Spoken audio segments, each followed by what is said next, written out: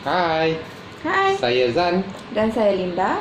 Bertemu kita lagi dalam yang seberikutnya. Kita akan bercakap tentang 5 sebab processed food tak bagus untuk kita.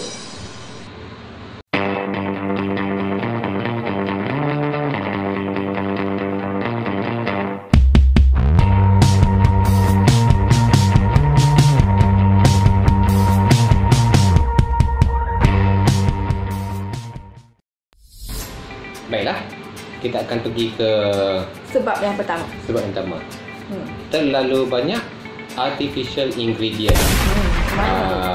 Artificial ingredients ni bahasa Inggeris, bahasa Melayunya kita kata bahan-bahan tak semula jadi yang terlalu banyak dekat dalam makanan. Okey, contoh artificial ingredients ni dia gunakan dalam proses food tu untuk menukar dia punya texture dia punya color dia punya bau dia untuk membuatkan bahan makanan dalam proses food tu menjadi menarik dan sedap. Jadi terlalu banyak. Kalau kita baca ingredient, saya tak boleh nak cerita tentang banyak dalam segi, sebab satu-satu proses food ni dia lain. Betul, tak Jadi sama. tak sama. Tapi kita boleh baca kandungan dekat dia. dalam satu-satu tu. Dia memang ada kadang-kadang benda tu kita kata apa benda ni kan. Tak tahu, kita tak tahu apa benda kan, dalam bahasa saintifik kita tak faham. Dia ada benda dia pewarna yang dibenarkan, perasa yang dibenarkan. Yang itu dia sebenarnya mengubah tekstur bahan makanan asal tu untuk dipakkan dan ditinkan. Yang itu dia kata terlalu banyak artificial ingredient dalam proses food. Proses food ya. Ya. Okey, kita akan pergi ke sebab yang kedua. Dia terlalu banyak gula, garam dan lemak. Ya, betul. Proses food ni juga dia mempunyai terlalu banyak gula, garam dan juga lemak di dalam kandungan makanan tersebut. Kenapa ya? Sebab untuk proses food ni, manufacturer dia nak buat makanan tu untuk jadikan benda tu sangat sedap. Jadi dia orang akan buat penambahan terhadap gula, garam bagi ada rasa sedap sangat dan juga bahan-bahan yang berlemak. Jadi ada monosodium glutamate yang betul. MSG. Actually MSG itu pun garam. Monosodium. Sodium tu adalah garam. Ya, betul. Okay. Sebab tu kan bila kita makan proses food sedap sangat. Dah lah mudah, sedap pula kan. Jadi that's why lah kita akan jadi rasa macam kita nak makan selalu sebab sedap sangat. Tapi tak boleh, bahaya. Dia tak bagus Tak untuk bagus. kesihatan kita. Dia sebab apa, terlalu tinggi gula tak bagus untuk kesihatan, terlalu tinggi garam pun tak bagus untuk kesihatan, dan terlalu tinggi lemak pun tak bagus untuk kesihatan. Yang itu sebenarnya dia contribute kepada penambahan lemak dalam badan kita. Ya, betul. Jadi jangan tertanya-tanya, kenapa ni aku makan apa je pun, makan apa je pun, tetapi kita tak tahu kandungan dia kan. Macam tu. Okey. Jadi, kita ada sebab yang ketiga juga, iaitu bila kita ambil makanan yang diproses, makanan itu sudah kurang nilai nutrisinya. Maksud dia kurang nilai nutrisi. Macam mana tu? Maksud dia seperti yang sebelum-sebelum ni kita bercakap tentang makanan yang sihat. Makanan tu dia mengandungi makanan semula jadi ataupun makanan yang kita prepare kat rumah tu. Dia ada karbo dia, dia ada protein dia, dia ada fiber dia, makanan lengkap. Betul. Tapi makanan yang proses ni, bila dia kata kurang nilai nutrisi, sebagai contoh kita makan Maggi ke, dekat mana dia punya proteinnya? Tak ada. Dekat mana fibernya? Kita pun tak nampak benda. Itu contoh. Sebab saya sebenarnya bila cakap tentang satu-satu brand tu, sebenarnya kita dah menyalahi etika. Kita tak boleh nak sebut lah kan. Tapi kita makan makanan yang something like that lah, sama. Contoh lah. Contoh kan. Tapi memang kurang nilai nutrisinya. Ya, betul.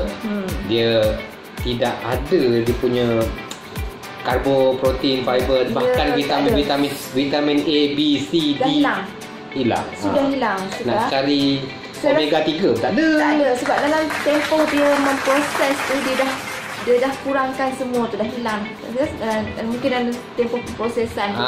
Dan juga memang contohlah kalau kita ambil hotdog pun, hotdog tu dibuat bukan daripada pure meat. Betul. Dia ambil daripada lebihan-lebihan, bukan daripada daging yang betul ya. Sebenarnya mungkin lebih banyak tepung saja. Dia sebenarnya macam bagian yang baik tu dia dah proseskan jadi makanan dia lah. Makanan Tapi dia. yang lebihan-lebihan tu yang itulah jadi nugget. Jadi nugget, jadi sausage. Jadi apa, meatball. Meatball, ya. Kita makan sedap sangat kan. Tapi suatu harga dia murah. Ya, betul. Dia murah, orang kata mudah dan murah, senang disediakan. Betul, sebab dia pun ambil daripada bahan asal tu pun bahan yang murah. Tapi tak ada nilai nutrisi, tak bagus nutrisi juga untuk badan. Ya, macam betul. tu.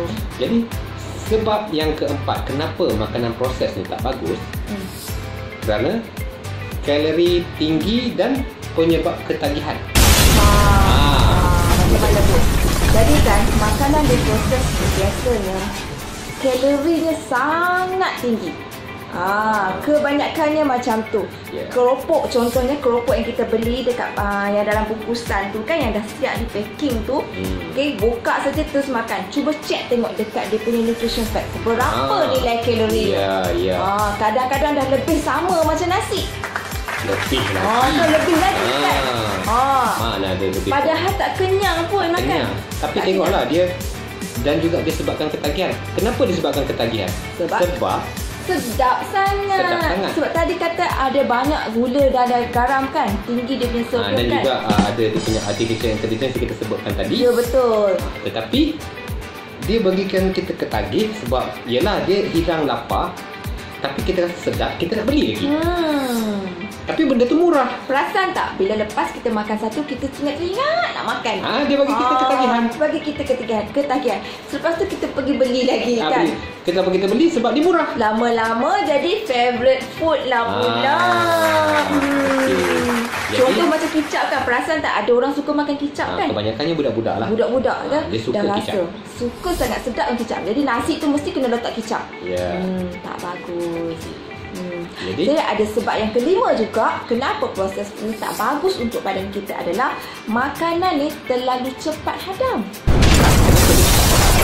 Sebab kita tengok daripada fakta yang pertama tadi, fakta kedua dan fakta ketiga, dia punya bahan-bahan dia semua bahan-bahan yang mudah. Bahan-bahan yang mudah, jadi kita makan cepat kenyang. Dia sebab apa? Dia terlalu cepat hadam. Bahan dia tak kompleks. Kalau macam kita makan nasi, contoh kita makan nasi, karbohidrat dia adalah dia satu makanan yang agak kompleks. Dia mengambil masa untuk pecahkan daripada dari nasi, dia nak pecahkan jadi glukos, daripada glukos dia tukar jadi tenaga. Tapi makanan yang processed food ni, dia bahan-bahan yang simple. Jadi enzim yang ekstrak dekat dalam perut tu, dia terlalu mudah untuk dia break menjadi glukos. Jadi kita tengok tadi daripada fakta keempat, dia kalori tinggi. Jadi dia cepat hadam, tetapi kalori tinggi. Tapi masalahnya bila kita tengok dengan makanan proses food ni, dia dah cepat hadam, cepat kenyang, dia cepat lapar balik. Betul. Bila kita tengok fakta keempat tadi, dia ketagih. Jadi jangan tertanya-tanya bila kita selalu duduk tengok TV, kita makan krepek, sambil makan, tengok TV, tengok wayang, makan popcorn, keropok, krepek sedap, mula tengok dah habis sebungkus. Tetapi kita tertanya-tanya, aku tak makan apa, padahal aku diet, tapi kan kenapa berat badan aku makin naik? Betul. Sebab fakta yang kita beritahu tadi, fakta pertama, kedua, ketiga, keempat dan kelima. Apa punca daripada proses food. Kita rasa macam aku tak makan banyak pun. Betul. Aku makan burger je bulan ni, ataupun aku makan hotdog je bulan ni, aku makan Maggi je bulan ni, tapi berat naik juga. Maksudnya tabiat makanan tu dah tak betul. Jadi kalau boleh, cuba elakkan atau cuba ubah tabiat yang gemar makan proses food tu kepada makanan yang lebih baik. Makanan yang lebih baik tu adalah makanan yang kita sediakan sendiri. Betul. Sediakan kat rumah, masak, kita beli sayur, beli ikan, potong, rajin sikit. Memang kita percaya dengan kehidupan sekarang, kehidupan berkejaya ni, kita nak mudah kan, mudah, easy sangat. Tapi semudah mana sekalipun, kita jaga kesihatan kita. Betul. Jadi ambil makanan yang kompleks sikit, susah sikit, tapi tak apa, pasal sihat kita panjang. Umur 50 tahun, 60 tahun lagi. Ingat, badan itu satu amanah untuk dijaga. Okey. Bye.